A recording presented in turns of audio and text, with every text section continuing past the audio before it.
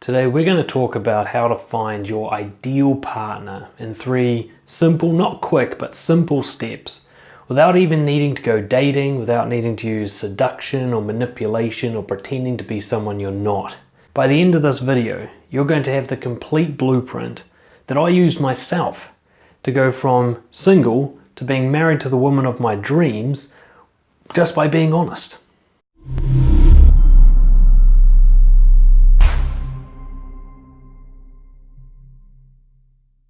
Take a moment to think about what your ideal partner would look like.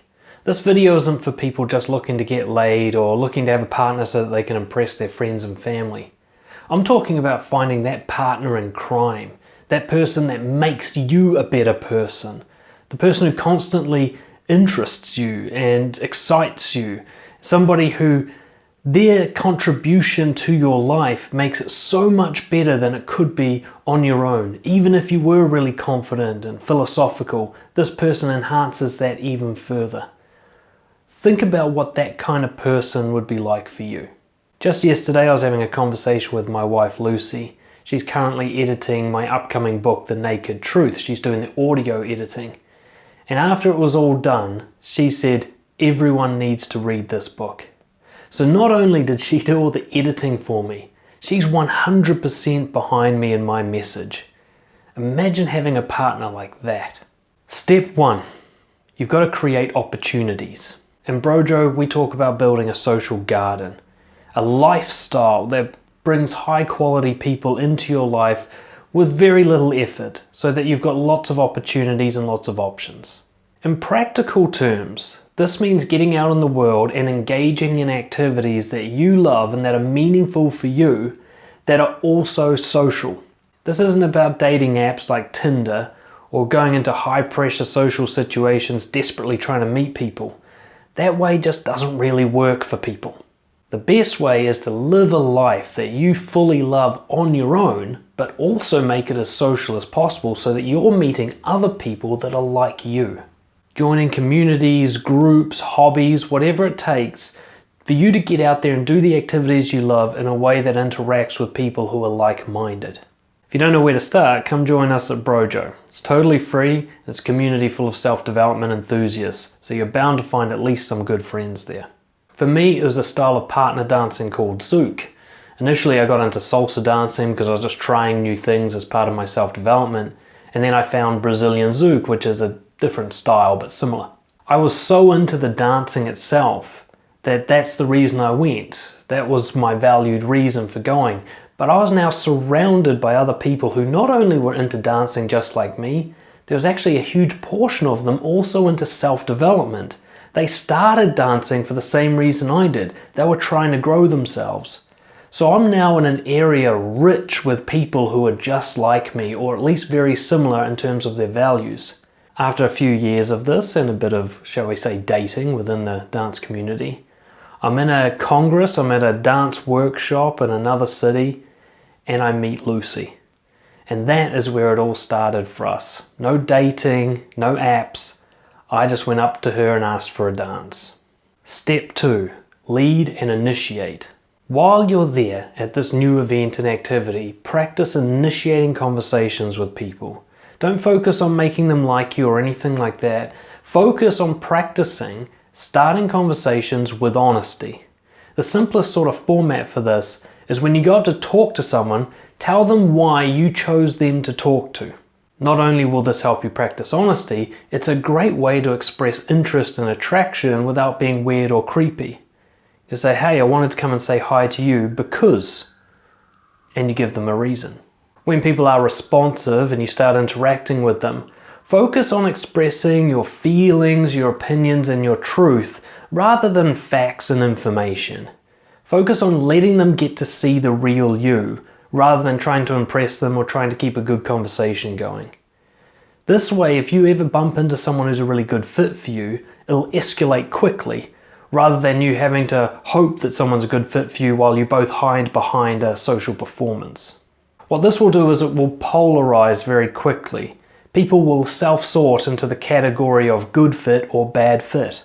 The people who are a good fit will respond and reciprocate with the kind of conversation you're having. And the people who aren't will lose interest or wander off, and you can just leave them alone because they're not a good fit for you. This will help you qualify who you should be spending your time with rather than trying to be liked by everyone.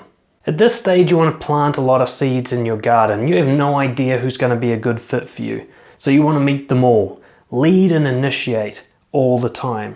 So if you're in a dance class, make sure that by the end of week 2, you've met everybody. By the way, please feel free to like or dislike this video depending on how you feel, and please comment below with your opinions on this approach. I'm really interested to see what you guys think. After my first couple of dances with Lucy, we were in a workshop together, and I was practicing being honest with people, so each time I got to a new dance partner, I'd just express myself honestly. Now this might just be something blasé, like I'm feeling a bit cold right now, but when I got to Lucy, the honest thing to say was, "You're my favourite to dance with." So that's what I told her, and that's the first time we really felt the spark.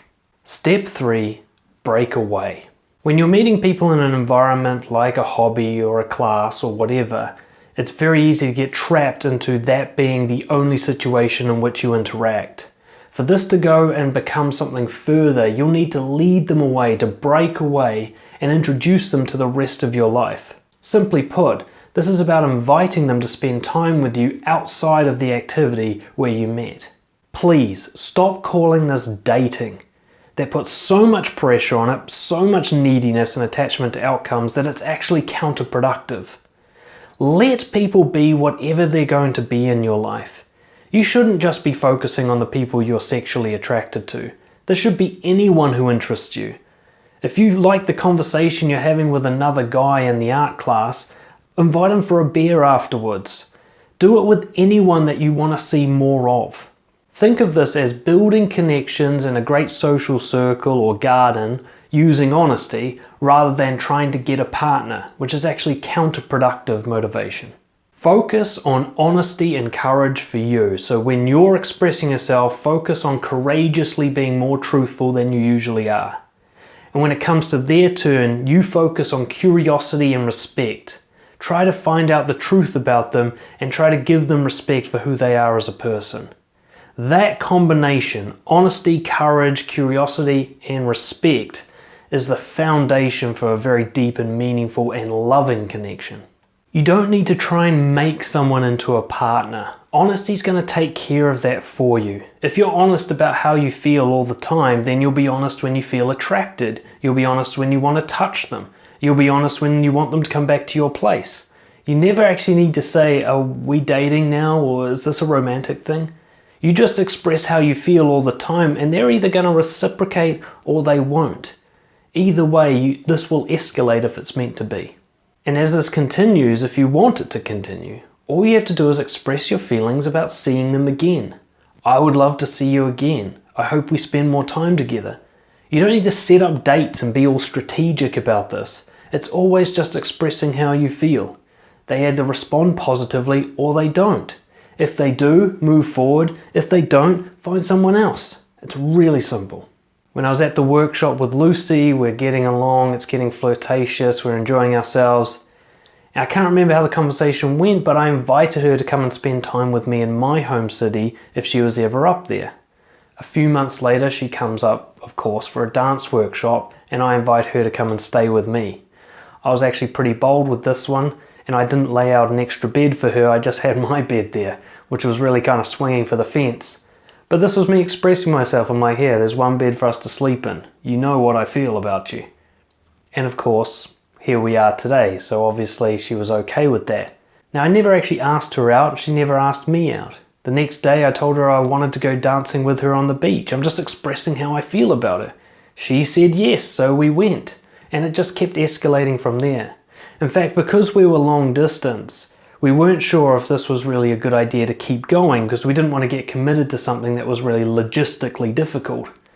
So what we did is we said at the end of each time we spend together, we'll just ask, do we want to see each other one more time? So we're not even really talking about some sort of commitment that puts a lot of pressure on us. And the answer was always, fuck yeah, we want to see each other again. And so the relationship just naturally grew from that.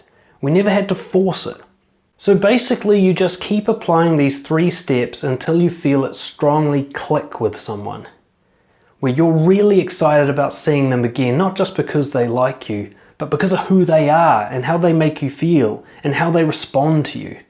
That sense they're like, I've found someone special here and I think I'm special for them as well. This requires further investigation. We need to see what happens with this. You're looking for that person with equal enthusiasm and equal investment. If you're doing all the work, then this person isn't really as interested in you as you are in them. So make sure that they surprise you with that reciprocal effort. Like you like that they're chasing you while you chase them kind of thing. Honesty will take care of the rest. If you want to touch them, tell them that you want to touch them. If you want to kiss them, say, hey, I'm going to kiss you in a minute, so watch out. Just keep expressing how you feel, and it will naturally escalate romantically if that's the direction it's going in. There'll never be any actual rejection. They'll just won't reciprocate your feelings. That's not a rejection. That's just them expressing their preferences. I've actually got a whole course on overcoming your fear of rejection. Should be a thing you can click up there. And that'll help you see that all you're doing is showing how you feel and they're showing how they feel, and then you decide whether or not that matches. That's it. And being respectful will ensure that you don't cross any lines. Respect means if they say no, you stop. But courage means you've got to go all the way through to get the no. Don't say no for them inside your head. If they haven't said no yet, keep inviting, keep expressing until they push back. You don't ever cross the line, but make sure you find the line rather than holding yourself back and missing out on opportunities. My new book, The Naked Truth, is coming out soon, so make sure you grab a copy of that if you want to go deeper into how to use honesty in a really powerful and attractive way. Please join up with BROJO, it's totally free, and you can dive into this kind of material more. Thank you so much for watching, and I'll see you next time. Cheers.